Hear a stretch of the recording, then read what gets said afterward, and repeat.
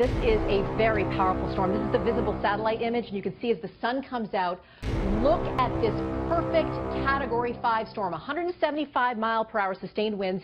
At its peak, Katrina was 175. We haven't seen a storm of this strength in 10 years since Felix in 2007. Millions of Americans are looking ahead to another potential disaster.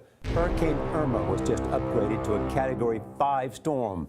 It now packs maximum sustained winds of 175 miles an hour. So wind speeds at 175 miles per hour, which is unbelievable. Gusts at 185. So a strong Category 5 hurricane as it approaches the Leeward Islands. That is an absolutely devastating and catastrophic hurricane for these islands. Hurricane warnings have been issued, and hopefully their plans are in place, because a Category 5, that is pretty impressive. As Floridians prepare for the storm, many areas in the Caribbean are getting ready for a direct hit. Here's a look at Irma from space. Emergency officials say the storm could bring up to 10 inches of rain and 23-foot waves.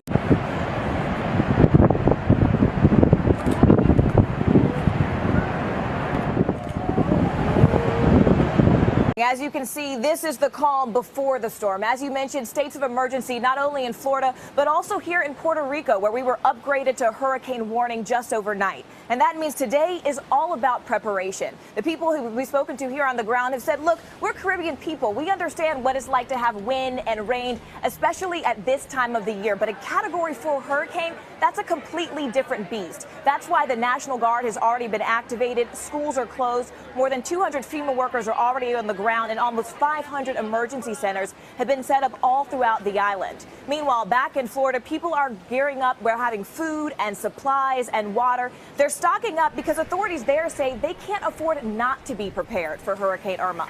All 67 counties there are under a state of emergency, and some people are taking a wait-and-see approach, deciding whether or not they're going to evacuate based on how close this hurricane comes. Meanwhile, many there are preparing for an event that's already been described as catastrophic and as life-threatening, and one that's barreling toward us as we speak. And the National Hurricane Center is saying we're going to have a Category 5 for maybe a day or two. So watching this, the northern Leeward Islands, you're in trouble right now, unfortunately. We are dealing with a very strong, potentially dangerous storm moving your way. Then we watch Puerto Rico, Hispaniola, the Bahamas, Cuba, and there's the center of the storm. But I don't want people to pay attention to the center, because there is the potential 5 days out that this moves south of that center or north of that center. But certainly right now, Florida Keys, South Florida, making your preparations now. Very warm water ahead of the storm. That's why the potential is there for it to maintain its Category 5 status for the next 24 to 48 hours. There's the computer models. Very good agreement until Friday. And then we start to see the trough that will potentially influence the storm coming from the north. And then we think making a right-hand turn. But again, we got to watch this, because anything can happen 5 days out. I know Florida, you're in the crosshairs here. Gulf of Mexico, though, you need to be prepared. East Coast also needs to be prepared.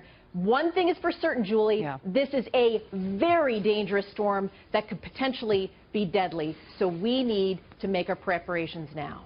Florida's governor declared a state of emergency ahead of a potential impact. The storm could strike islands in the eastern Caribbean tonight before heading toward Puerto Rico and the Bahamas. Forecasters say Irma could turn north this weekend, heading for Florida or the Carolinas. Manuel Bojorquez is in Miami with the latest there. Manuel, good morning to you. Good morning. I'm standing in the Brickell neighborhood near downtown Miami. And during a storm last month, this area flooded after heavy rains. In fact, this is what it looked like here on August 1st. As Hurricane Irma may have its sights set on the U.S., people in Florida are preparing for the worst.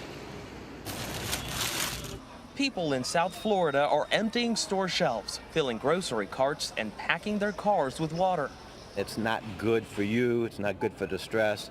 You have to do it early as you can. Monday, hurricane hunters flew through the storm for the first time as it gained strength in the Atlantic. We'll know more as the week progresses what kind of a threat it really poses to Miami-Dade County.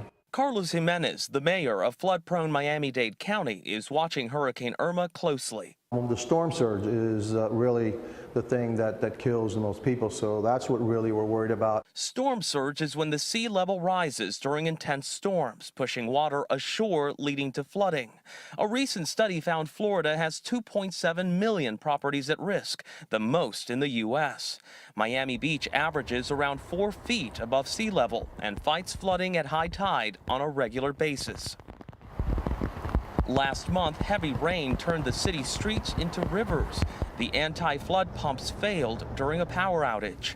The city has ordered portable backup generators, but Mayor Philip Levine warned the pumps may not be enough.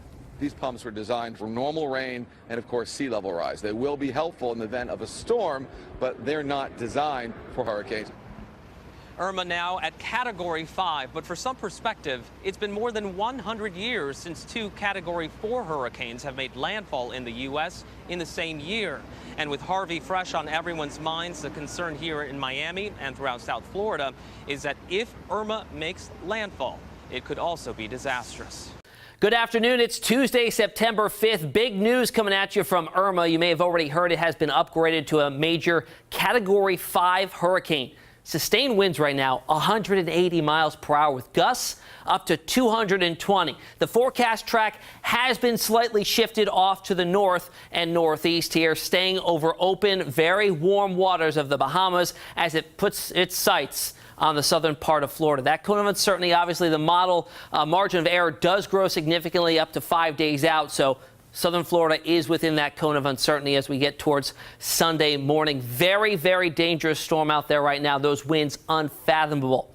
What prompted the upgrade to a Category 5? Well, Hurricane Hunter aircraft have been flying in and out of this storm pretty much constantly within the past 24 hours. They're passing each other on the runways as they're coming in from one mission and taking off for the